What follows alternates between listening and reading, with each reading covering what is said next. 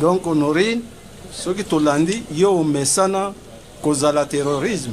Non, nakota na kundate ezali ba liboso yanga.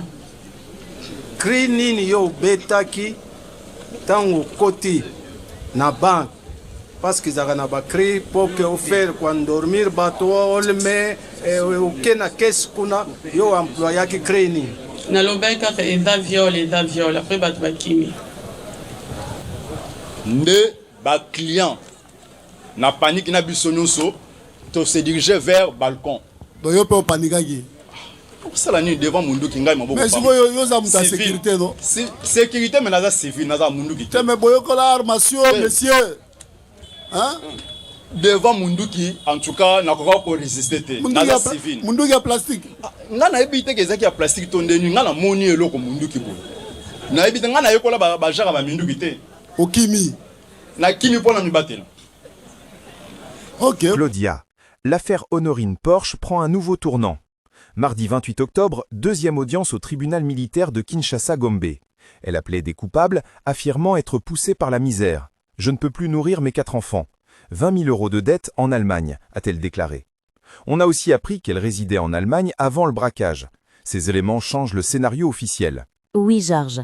Elle dit avoir vécu en Allemagne, accumulé des dettes, cherché de l'aide auprès de la première dame congolaise sans succès, puis être tombée dans la dépression.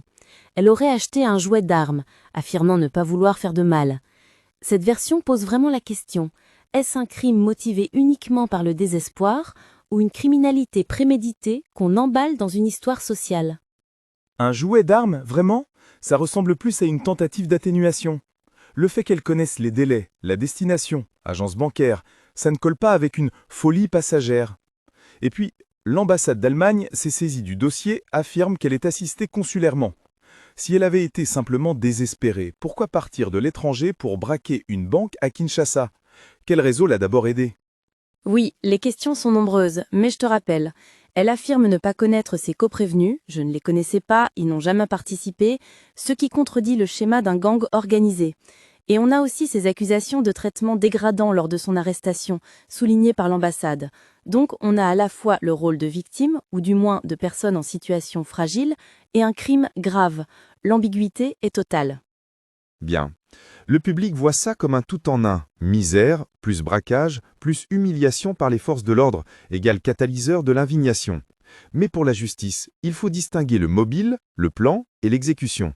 Si elle a sciemment organisé, planifié cette association de malfaiteurs et vol à main armée standard, si c'est un acte de détresse, peut-être que la peine pourrait être atténuée. Le tribunal militaire doit trancher.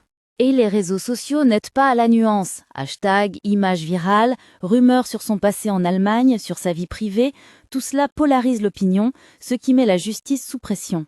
Je pense que ce dossier va devenir une affaire symbole, plus grande que le braquage lui-même. Dignité humaine, traitement des suspects, pauvreté, diaspora congolaise.